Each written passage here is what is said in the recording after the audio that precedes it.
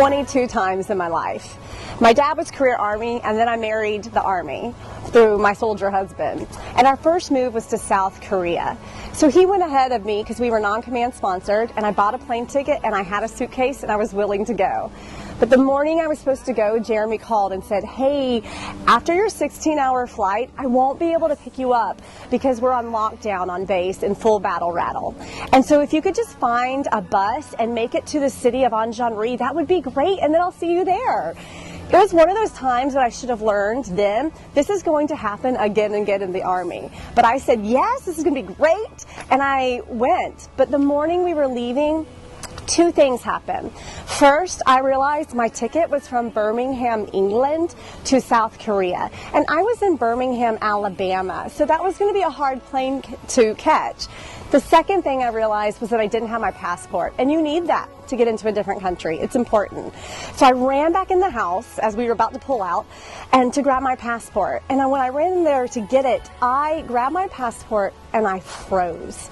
All of what I was doing came down on me in that moment, and I was scared. I was so scared. I thought, I can't do this. I've never moved without my family. I've never moved to South Korea. I've never not known where we're going to live, and I've never been for a whole year of my life with just a suitcase. And I froze, and I looked, and my mom was standing in the doorway, and she came towards me, and I said through tears, I can't do this. I can't do this.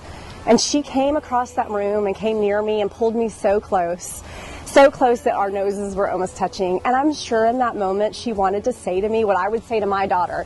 No, you can't. This is a terrible idea. You're 21 and you're so love-stricken. You'll go anywhere for this boy.